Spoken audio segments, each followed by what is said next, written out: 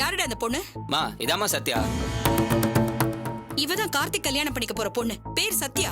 இவதான் சத்யானா அப்ப இது யாரு? ஃபர்ஸ்ட் டைம் வீட்டுக்கு வந்தப்ப பார்த்த, திரும்ப அவரை பாத்தியா?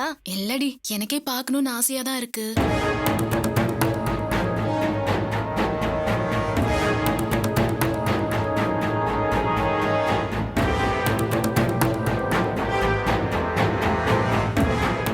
உட்காருங்க.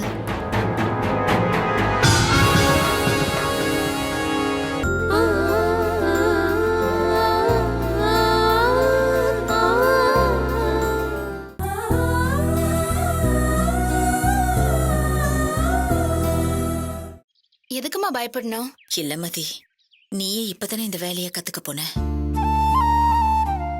அதுக்குள்ள சொந்தமான அதுல இருக்கிற நெளிவு சுழிவெல்லாம் தெரிஞ்சுக்காம எப்படி? அம்மா, நான் பார்லர்ல இருக்கிற எல்லா விஷயத்தையும் கத்துக்கிட்டேம்மா. அது மட்டும் இல்ல, எங்க ஓனர் அம்மாவே எனக்கு எல்லா ஹெல்ப்பும் பண்றேன்னு சொல்லிருக்காங்க.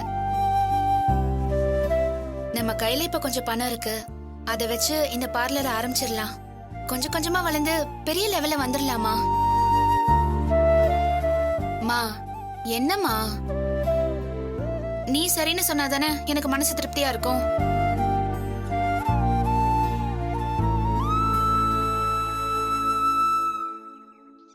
என்னம்மா, நான் இவ்ளோ தூரம் சொல்லிட்டு இருக்கேன், நீ என்னன்னா? என்ன பிரச்சனை மதி? இல்ல நட்ராஜ், பார்லர் ஒன்னு லீஸுக்கு வருது, நாமளே அதை எடுத்து நடத்தலான்னு. நல்ல விஷயம் தானம்மா. இல்ல தம்பி, நான் அதுக்கு சொல்லல. வயித்துல குழந்தைய வச்சுக்கிட்டு இந்த மாதிரி நேரத்துல போய் எல்லா வேலையும் இழுத்து போட்டுட்டு செய்யணுமேனுதான். மா, இதெல்லாம் நான் செய்யணும்னு ஆசைப்படுறதே பிறக்க போற என் குழந்தைக்காக தானேம்மா. என் குழந்தை பிறக்கிறப்பவே அதுக்கு எல்லாம் செய்ய முடியுங்கிற நம்பிக்கை முதல்ல எனக்கு வரணும். நான் ஆசைப்படுற மாதிரி என் குழந்தை ஆசைப்படுற மாதிரி நான் அதை வளர்க்கணுமா? எங்க 2 பேருக்குமே வாழ முடியுங்கிற தன்னம்பிக்கை தானா வரணும். அதுக்கு தாமா சொல்றேன்.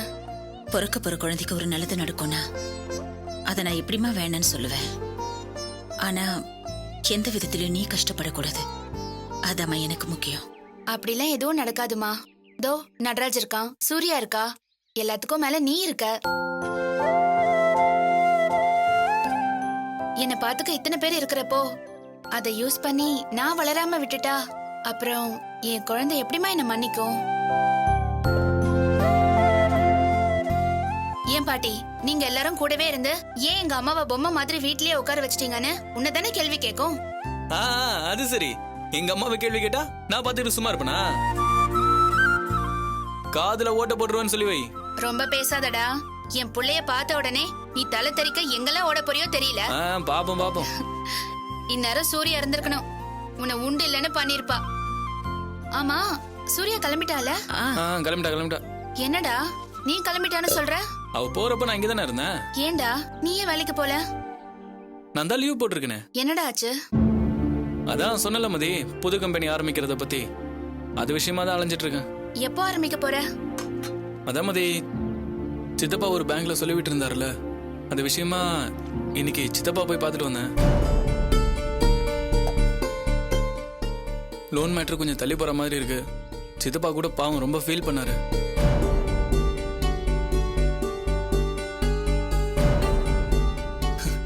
அதுக்கு என்ன பண்ண முடியும்? நம்ம அவசரத்துக்கு எதுவும் நடக்காதுல்ல. எந்த பிரச்சனையும் இருக்காது. சீக்கிரம் ஆரம்பிச்சிருவேன். தம்பி, நான் ஒன்னு சொன்னா கோச்சிக்க மாட்டியே? என்னம்மா சொல்லுங்கம்மா. நீ வேலைக்கு லீவ் தானே போட்டிருக்க, வேணான்னு சொல்லலையே? இல்லம்மா. இல்ல, இப்ப நீ வேலை செய்யற கம்பெனியோட முதலாளி நம்ம வீட்டுக்கே வந்து உனக்கு மரியாதை பண்ணவரு. நீ புதுசா ஆரம்பிக்க போற கம்பெனியை நான் வேணான்னு சொல்லல. அது லேட் ஆகும்னா அது வரைக்கும் நீ இந்த கம்பெனிக்கு போலாமேப்பா. இந்த முதலாளியும் உன்னை பார்த்து சந்தோஷப்படுவார் இல்ல? சரிங்கம்மா.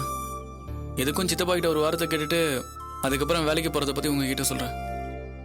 சரிப்பா. எவ்வளவு நல்ல பையனா இருக்கான். ஆனா இந்த சித்தப்பா விஷயத்துல மட்டும் மாறவே மாட்டேங்கிறான். இல்ல மதி, இப்ப எவ்வளவோ மாறிட்டான்னு நினைச்சு நான் சந்தோஷப்பட்டுட்டு இருக்கேன். இன்னும் கொஞ்சம் இருக்கு, அதுவும் சரியாயிட்ட பரவாயில்ல. அதுக்கப்புறம் அந்த ஆண்டவன் என்ன நினைக்கிறான்னு யாருக்கு தெரியும்? சரி நீ உள்ள போமா, இதை நான் கழுவி வச்சுட்டு வரேன். டேய், என்கிட்டலாம் ஒரே ஒரு வார்த்தை ஒப்பீனியன் கேட்டிருந்தேன்னா சத்தியமா உனக்கு கல்யாணம் பண்ண விட்டுருக்க மாட்டேன்டா. அவசரப்பட்டியடா, இப்போ வந்து டார்ச்சரா இருக்குங்கிற. டேய், இதை யாருக்கிட்டையும் போய் சொல்லக்கூட முடியலடா. மென்டலி பயங்கர டிஸ்டர்படா இருக்கு. எங்க அப்பா அம்மா எப்போ கண்டுபிடிச்சிருவாங்களோன்னு பயமா இருக்கு. அப்சரா என்னடான்னா எதையுமே புரிஞ்சுக்க மாட்டேங்கிறா. டேய், புரியாமலாம் இல்ல, அவளுக்கு எல்லாமே புரியும். ஆனா இது ஒரு மாதிரி சீப்பான மென்டாலிட்டிடா.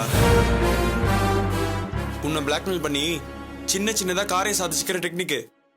ஆமா சுரேஷ், எப்ப பார்த்தாலும் எதையாவது சொல்லி பிளாக்மெயில் பண்ணிக்கிட்டே இருக்காடா. இப்ப கூட கையை வெட்டிக்கிட்டு சூசைட் பண்ணிக்க போறேன்னு ஒரே டார்ச்சர். சைக்காட்ரிஸ்ட போய் எனக்கு தான் பிரச்சனைன்னு சொல்றான். அவகிட்ட இருந்து போன் வந்தாலே திக்கு திக்குன்னு இருக்குடா. டேய், இப்படிலாம் நீ இருந்தா எப்பரா பிசினஸ் பாப்ப? ஐயோ, அதை மட்டும் சொல்லாத. இப்படியே போனா இன்னும் 2 மாசத்துல எல்லா கடையும் மூடுற அளவுக்கு போனாலும் போயிடுவேன். எதுக்கு இவ்வளவு சிரமம் பண்ணும்? பேசாம தூக்கி போட்டு வாடா. டேய், என்னடா சொல்ற? அவன் என் ஒய்ஃப்டா. அவளை அவ இப்படி பிரச்சனை பண்றானா அது என் மேல இருக்கிற ஓவர் அஃபெக்ஷன்ல. அதை எப்படி சரி பண்றதுன்னு சொல்லு.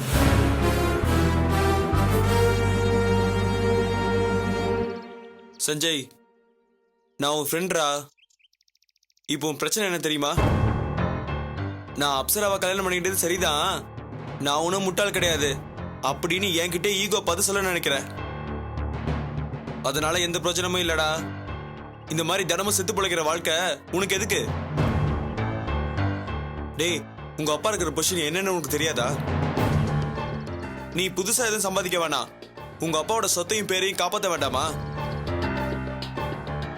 உங்க அப்பாவுக்கு இவ்வளவு பெரிய பேர் இருக்குன்னா எப்படி? அவர்கிட்ட பணம் இருக்குடா. பணம் தாங்க எல்லாமே. ஒண்ணு வேணாம், உங்க எல்லா கடையும் நீ தானே பாத்துக்கிற. ஏன் எவங்கிட்ட போய் எங்க அப்பாவுக்கு தெரியாம 2 லட்சம் பணம் வேணும் கேட்டு பாரு.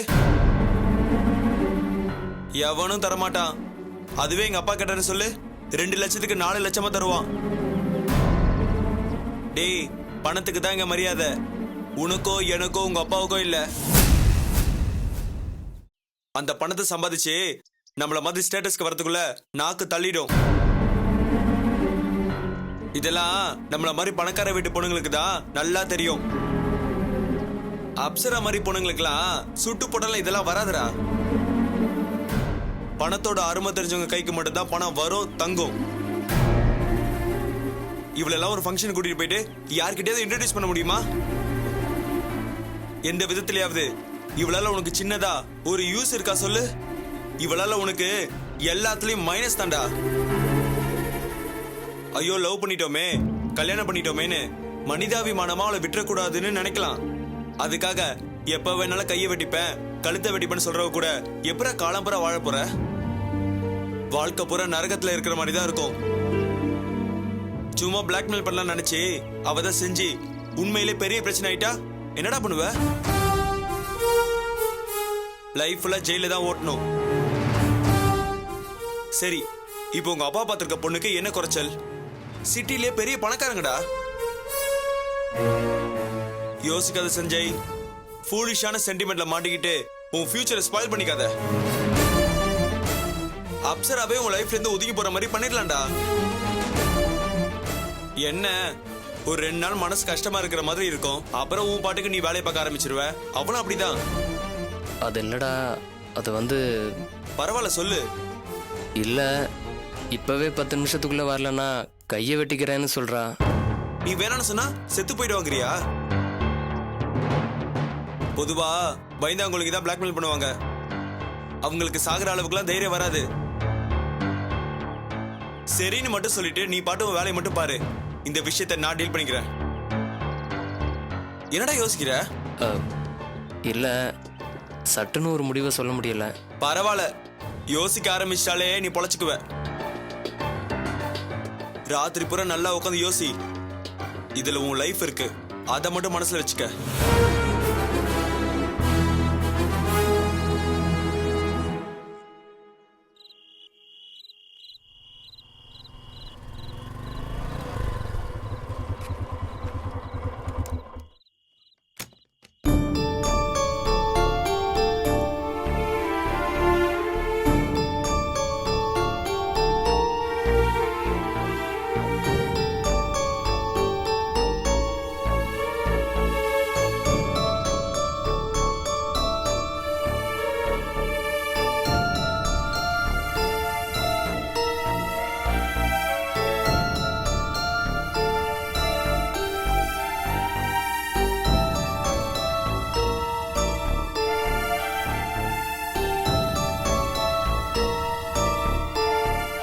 பா பா சாரிப்பா. திடீர்னு ஒரு பெரிய ப்ராப்ளம் வந்துருச்சு, பயங்கர மூட் அப்செட்டு. அதான் உங்ககிட்ட அப்படி நடந்துக்கிட்டப்பா. சாரிப்பா.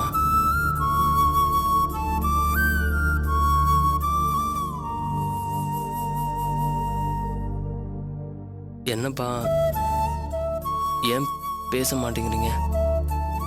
பேசினா மட்டும் நீ என்ன உண்மையை சொல்லிட போறியா?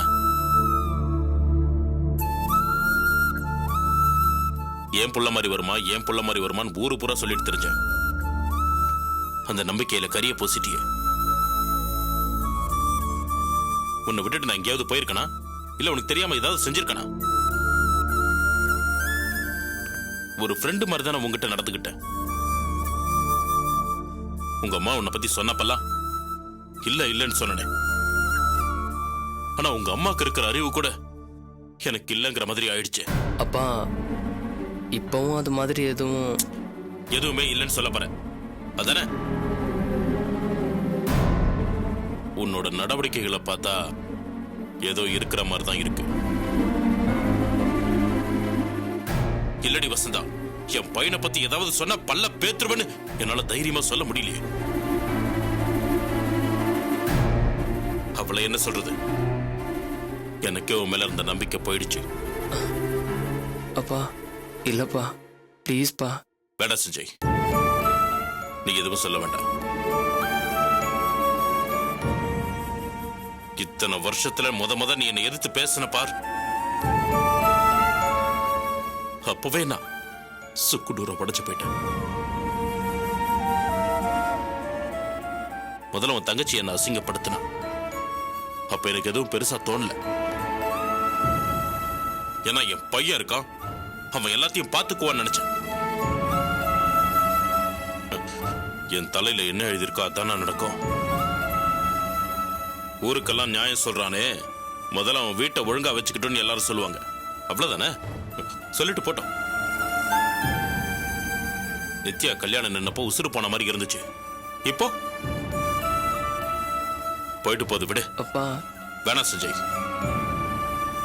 நீ எதுவும் சொல்லாத. ப்ளீஸ்ப்பா, நான் சொல்றதை மட்டும் கொஞ்சம் கேளுங்கப்பா. இல்லப்பா, இப்ப நீ உண்மையை சொன்னா கூட எனக்கு அது பொய்யாதான் தெரியும். அந்த அளவுக்கு எனக்கு உன் மேல நம்பிக்கை போயிடுச்சு.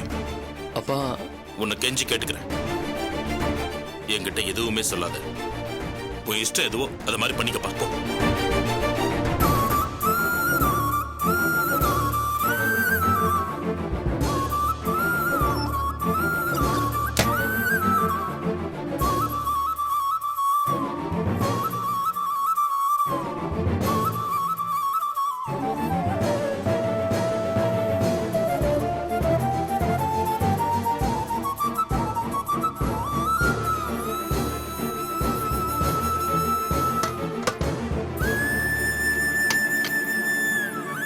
அம்மா,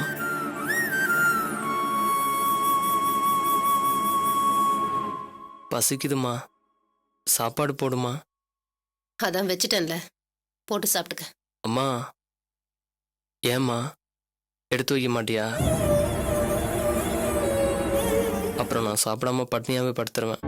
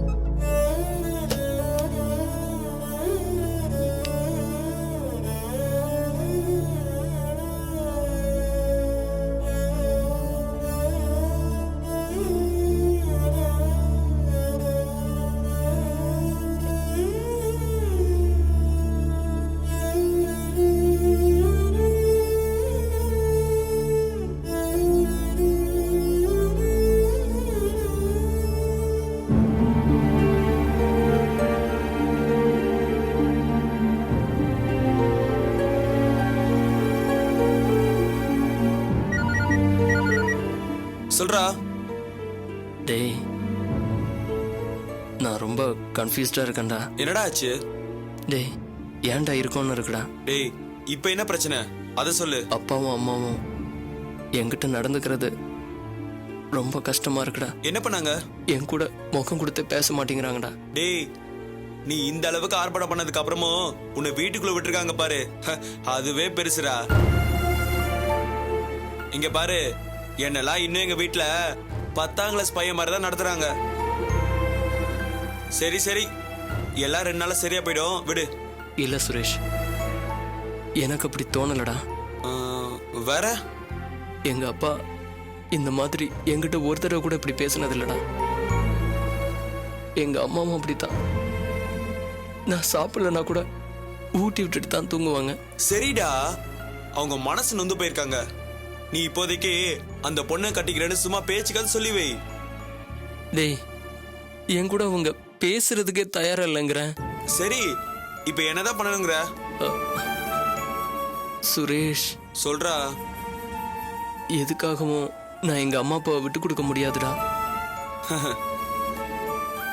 பாவண்டா அந்த மனுஷன், அழுவுற மாதிரியே பேசுறாரு.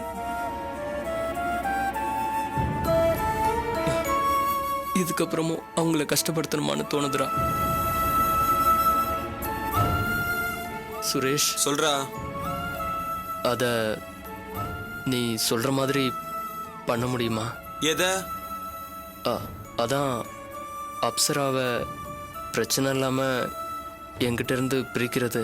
டேய் அது ரொம்ப ஈஸிடா, உடனே பண்ணிடலாம். நீ சரின்னு சொல்லு, அவ்வளவுதான். இதனால இது தெரிஞ்சு இங்க பாரு, ஒரு ஈ குருவி காக்கா கூட எதுவும் தெரியாது. அது மட்டும் இல்லடா, நாளைக்கே அப்சரனை பார்த்து ஹாய் சஞ்சய் என்ன இந்த பக்கம்னு ஃப்ரெண்ட்லியா பேசுவா. போதுமா? அந்த அளவுக்கு பக்குவமா முடிச்சிடலாம். ப்ளீஸ்டா, எப்படியாதுடா. பாவண்டா அம்மாவும் அப்பாவும். இங்க பாரு, இப்படி ஒரு முடிவு எடுத்துட்டல, இனிமே உங்க அப்பா அம்மா கூட சந்தோஷமா இருப்ப. சின்ன கவலை கூட இல்லாம போய் படுத்துங்க, மத்ததெல்லாம் நான் பாத்துக்கிறேன். தேங்க்ஸ்டா. சரி போய் தூங்கு போ.